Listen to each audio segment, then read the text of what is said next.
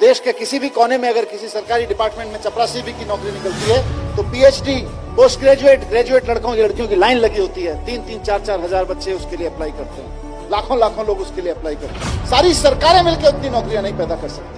देश की सारी सरकारें मिलकर 10 साल में 50,000 नौकरियां क्रिएट नहीं कर सकती जितना एक लड़के ने खड़े होकर करते हैं। देश की इकोनॉमी को जॉब सीकर्स आगे नहीं बढ़ाते हैं, देश की इकोनॉमी को जॉब प्रोवाइडर्स आगे बढ़ाते हैं। वहां तो जॉब्स बड़े बड़े लोगों को आईआईएम से निकलने के बाद, आईआईटी से निकलने के बाद इसलिए दिए जा रहे हैं कि भाई हम आपको 5 लाख रुपए का पैकेज देंगे, आप ऐसा करो कि हमारे यहाँ से 5,000 लोगों की रिक्वायरमेंट कम कर दो। और मैं बड़ी बड़ी बातें छोड़ दीजिए, दुनिया देखे ना देखे, हमें तो अपनी प्रॉब्लम भी तो देखी। हमें लगता है कि हम आज़ाद हैं, लेकिन गुलामी नहीं छोड़ पा रहे हैं। दूसरों पर तो विश्वास तुरंत हो जाता है, लेकिन वही विश्वास खुद पर क्यों नहीं हो पाता। आज आपको मनीष सिसोदिया जी का ये वीडियो जरूर देखना चाहिए कि एक्चुअल में आज हमारा देश किस दिशा में जा रहा है। आज आपको एहसास होगा कि क्या इसीलिए देश आज़ादी लड़ा था और मनीष सिसोदिया जी ऐसा क्यों बोले। 1000 बच्चे सामने बैठे होते हैं, 2000 बच्चे सामने बैठे होते हैं, उनसे पूछता हूं कि आप में से कितने लोग नौकरी करना चाहते हैं। 99.1%, 99.9% बच्चे तक कहते हैं साहब हम नौकरी करना चाहते हैं। मेरा सवाल हर जगह यही होता है कि अगर हमारे स्कूलों से निकलने वाले 99.9, 100% बच्चे अगर नौकरियां ढूंढते रहेंगे तो फिर नौकरियां देने वाले कहां से आएंगे। अगर हम सिर्फ अपने स्कूलों से नौकरियां ढूंढने वाले लोग पैदा करेंगे तो नौकरियां देने वाले लोग कहां से आएंगे। कोई भी प्रोडक्ट खरीदना हो, लोग अमेज़न पे खरीदते हैं। हमारे यहाँ का लड़का उसको चलाता है, मेहनत करके उसका सॉफ्टवेयर बनाता है, हमारे आईआईटी से निकला हुआ। हमको खाली तनख्वाह हाथ में आती है देश को, देश की इकोनॉमी को, और अमेरिका को, सारी दुनिया के जितने भी लोग उससे अमेज़न को यूज करके कुछ खरीद रहे हैं, उसका सारा प्रॉफिट अमेरिका में चला जाता है। फिर हम कैसे उम्मीद करें कि अमेरिका के मुकाबले हमारी देश की इकोनॉमी बढ़ेगी। देश की इकोनॉमी को जॉब सीकर्स आगे नहीं बढ़ाते हैं, देश की इकोनॉमी को जॉब प्रोवाइडर्स आगे बढ़ाते हैं। कुछ अलग करे, कुछ बड़ा करे, और कुछ अलग करने से पहले, बड़ा करने से पहले आपकी सोच बड़ी होनी चाहिए, क्योंकि जब तक आप अपने सोच को डेवलप नहीं कर पाएंगे तब तक आप कुछ भी बड़ा नहीं कर सकते हैं।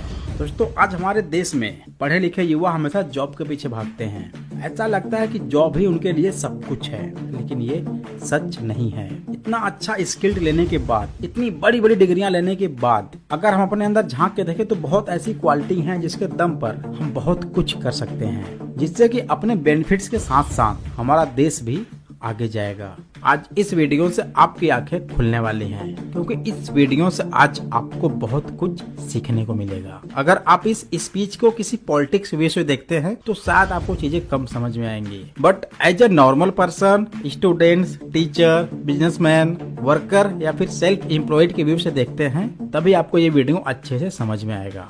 क्योंकि ये स्पीच किसी पॉलिटिक्स व्यू से नहीं, बल्कि एक नेशन व्यू से दिया गया है, जिसमें युवाओं के हक के लिए बताया गया है। इसमें मनीष सिसोदिया जी ये बताते हैं कि आप जहाँ पे हैं, आपकी जो भी कंडीशनिंग है, आपको उससे बाहर कैसे निकलना है, आपको एंटरप्रेन्योर कैसे बनना है, जहाँ से आप सिर्फ खुद को ही नहीं या फिर 1-2 लोग को नहीं, बल्कि हजारों लाखों लोग को नौकरियां प्रोवाइड कर सके।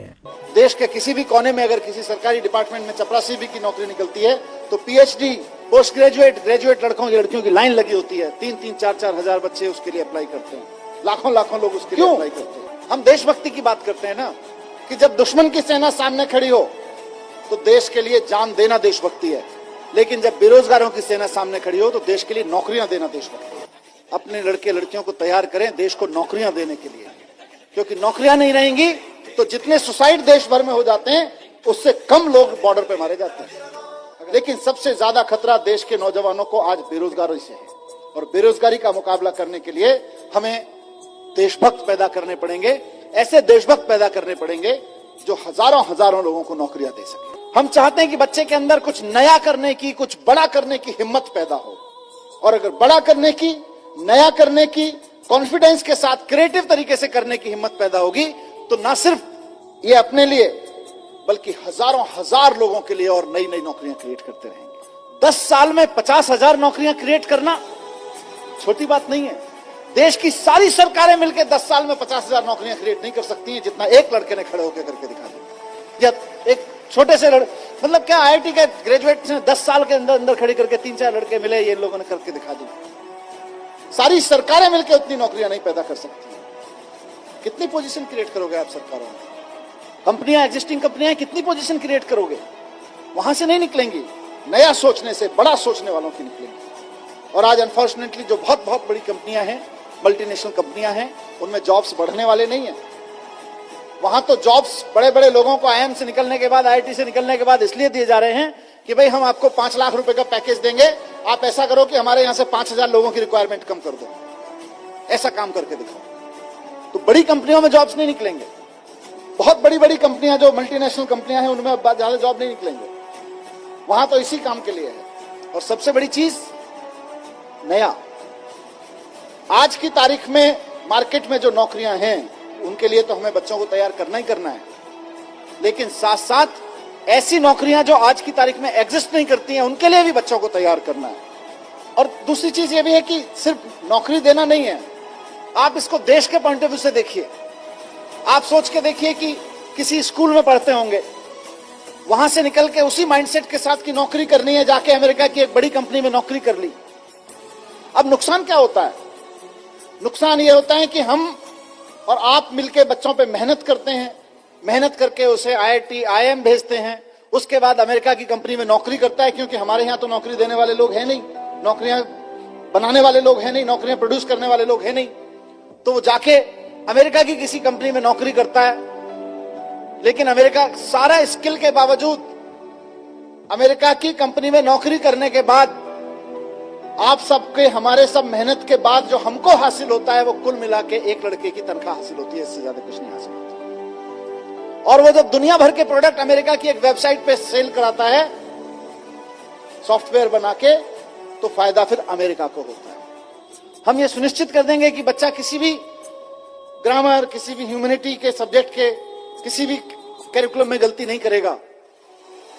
वो इस बात को समझेंगे कि हमने बच्चे को स्किल्स तो दे दी है, नॉलेज तो दे दी, पर उस नॉलेज का बच्चा क्या करे, उस नॉलेज के सहारे अपनी जिंदगी कैसे जिए और दूसरों को जीने में मदद कैसे करे, उसको अगर अप्लाई करना है तो एंटरप्रेन्योरशिप करिकुलम को समझना पड़ेगा, एंटरप्रेन्योरशिप माइंडसेट को समझना पड़ेगा। और मैं बड़ी बड़ी बातें छोड़ दीजिए, दुनिया देखे ना देखे, हमें तो अपनी प्रॉब्लम भी तो देखनी है। हमारी अपनी प्रॉब्लम्स कितनी है? हमारी प्रॉब्लम्स हैं कि आज हमारे यहाँ लड़के लड़कियों को हम बहुत अच्छा पढ़ा के उनके हाथ में डिग्रियां दे रहे हैं, लेकिन उनकी बेचारों की स्थिति यह है कि देश के किसी भी कोने में अगर किसी सरकारी डिपार्टमेंट में चपरासी भी की नौकरी निकलती है तो पीएचडी, पोस्ट ग्रेजुएट, ग्रेजुएट लड़कियों की लाइन लगी होती है। 3-3, 4-4 हजार बच्चे उसके लिए अप्लाई करते हैं, लाखों लोग उसके लिए अप्लाई करते हैं। क्यों? क्योंकि हमने पीएचडी की डिग्री तो दे दी, नॉलेज तो दे दी, पोस्ट ग्रेजुएशन की डिग्री तो दे दी, नॉलेज तो दे दी, ग्रेजुएशन की डिग्री, नॉलेज तो दे दी, लेकिन उसका करना क्या है ये नहीं दिया। उस नॉलेज के बेस पे मैं क्या कर सकता हूं ये नहीं दिया। तो हमारे देश की सबसे बड़ी समस्या जो अनएम्प्लॉयमेंट है आज की तारीख में, कि अगर 1% बच्चे भी आगे बढ़ के एक्चुअली एंटरप्रेन्योर्स बनने की दिशा में चल पड़े तो इंडिया को सुपर पावर बनने से कोई नहीं रोक सकता। सुपर पावर बनने से, अगर हमको भारत को एक इकोनॉमिक सुपर पावर बनाना है, भारत की इकोनॉमी को लेके हम कुछ सपना देखते हैं कि हमारा देश भी अमीर हो, तो सबसे पहले ये सुनिश्चित करना पड़ेगा कि हमारे देश का ब्रेन हमारे देश की इकोनॉमिक पावर बनाने में लगे। अभी हमारा देश का इकोनॉमिक ब्रेन अमेरिका और यूरोप के देशों की को इकोनॉमिक पावर बनाने में लगा हुआ है। और मैंने कहा सिर्फ नौकरियां नहीं, सिर्फ बिजनेस नहीं, नौकरियां भी करे तो प्रोफेशनल अप्रोच के साथ करे, कि हिम्मत हो तो एक तांगे वाले से दुनिया के सबसे बड़े मशहूर मसाले वाले के रूप में भी जिंदगी जी जा सकती है। तांगे वाले से जिंदगी शुरू करके, सियालकोट से आके आपने भारत में एक तांगे वाले का काम शुरू किया, और तांगे वाले से लेके आज हम में से कौन नहीं जानता है इनको, इनके प्रोडक्ट कौन नहीं यूज करता है, दुनिया के किस मुल्क में इनके प्रोडक्ट यूज नहीं हो रहे हैं, कितने हजारों लाखों लोगों को इनके वजह से नौकरियां नहीं मिल रही हैं, डायरेक्ट और इनडायरेक्ट तरीके से। आप सोच के देखिए, ऑलमोस्ट कोलैप्स होने के कगार पे खड़ा हुआ एक परिवार हिम्मत से खड़ा होता है, और जब हिम्मत से खड़ा होता है तो सिर्फ बड़ा करता है, नया करता है, और ऐसा करता है कि हजारों लड़के लड़कियों को उससे नौकरियां मिलने लगती हैं। आईएएस बनो तो उसमें भी एंटरप्रेन्योरशिप माइंडसेट चाहिए, आप एजुकेशन ऑफिसर बनो तब भी एंटरप्रेन्योरशिप माइंडसेट चाहिए, आप एक स्कूल के प्रमोटर बनो, आप प्रिंसिपल बनो, आप 50 बच्चों के क्लास टीचर या सब्जेक्ट टीचर बनो, वहां भी एंटरप्रेन्योरशिप माइंडसेट चाहिए। जो शानदार काम कर रहे हैं और स्ट्रगल कर रहे हैं वो एंटरप्रेन्योरशिप माइंडसेट के साथ कर रहे हैं। अंतर सिर्फ इतना ही है। हमारे देश में ज्यादातर लोग नौकरी इसलिए करते हैं कि नौकरी करने के कई फायदे हैं, जैसे कि नौकरी में फिक्स सैलरी होती है जिससे कि जरूरतें पूरी करने में आसानी होती है। नौकरी से स्वास्थ्य लाभ मिलते हैं जैसे कि बीमा, छुट्टियां, मेडिकल सुविधाएं। नौकरी से स्किल सीखने, प्रमोशन के अवसर मिलते हैं। आत्मसम्मान बढ़ता है, जीवन में उद्देश्य और पहचान की भावना मिलती है। कई नौकरियां तो समाज के लिए उपयोगी होती हैं और दूसरों की मदद करने में अवसर देती हैं। नौकरी से आत्मनिर्भरता की भावना मिलती है। नौकरी से तनाव कम होता है और कर्ज में फंसने से बचा जा सकता है। और गर्मियों में जॉब करने से तो एक्स्ट्रा इंसेंटिव भी मिलता है।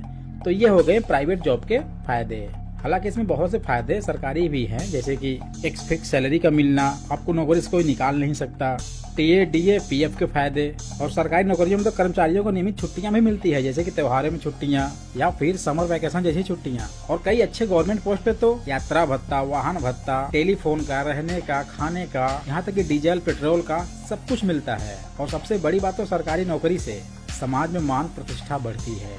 तो जब नौकरी के इतने फायदे हैं तो कोई अपना खुद का व्यवसाय या फिर सेल्फ एम्प्लॉयमेंट या फिर एंटरप्रेन्योरशिप क्यों स्टार्ट करे? उसकी जरूरत ही क्या है भाई? चलने तो जैसे चल रहा है, लेकिन सच बताएं ये सब सिर्फ ना कहने की बात है, क्योंकि जैसा ये दिख रहा है वैसा एक्चुअल में है नहीं। अगर आपको फिर भी यकीन न हो तो जो नौकरी करता है या फिर आप खुद करते हैं आपको अच्छे से पता है। और अगर नहीं पता है तो जो नौकरी करता है उससे आप पूछ लीजिए, आपको सब पता चल जाएगा। और ये नौकरी वैसे भी सबको आसानी से इतनी मिलती कहाँ है। लेकिन आप शायद भूल गए हैं कि सरकारी नौकरी लेने के लिए भी आपके पास 8-10 लाख रुपए होने चाहिए और प्राइवेट जॉब के लिए आपके पास अच्छी स्किल्ड होनी चाहिए। अब अगर आपके पास ये दोनों नहीं है तो आप किसी काम के नहीं। तो अब अगर आप किसी काम के नहीं हैं तो आपके लिए एक रास्ता है, आप नेटवर्क मार्केटिंग कर सकते हैं, जहाँ पर ना कोई आपसे ज्यादा पैसा मांगेगा और ना ही कोई अच्छी स्किल्ड होने की जरूरत है। पढ़े लिखे हैं तो भी अच्छी बात है और नहीं पढ़े लिखे हैं तो भी काम चल जाएगा। बस आपको कुछ अलग करने का जुनून होना चाहिए। तो देखा जाए तो नौकरी के अलावा direct selling means network marketing भी बुरा नहीं है, अगर कंपनी और लोग अच्छे मिल जाएं तो। और अब तो गवर्नमेंट भी इस इंडस्ट्री का खुद सपोर्ट कर रही है और कितने पॉलिटिशियन तो डायरेक्ट सेलिंग के ऊपर खुद अपने विचार को व्यक्त किए हैं, जो आपको जरूर देखना चाहिए। जैसे कि मनोज तिवारी, पीयूष गोयल, स्मृति ईरानी, दिल्ली की सीएम रेखा गुप्ता, अनुराग ठाकुर और खुद पीएम मोदी सभी इस इंडस्ट्री का सपोर्ट कर रहे हैं। तो अगर आप इस वीडियो को नहीं देखें तो इस वीडियो को आप जरूर देखें, आपको इससे एक बेहतर जानकारी मिलेगी। बाकी डिसीजन आपका खुद का होना चाहिए, because life is your, decision is your.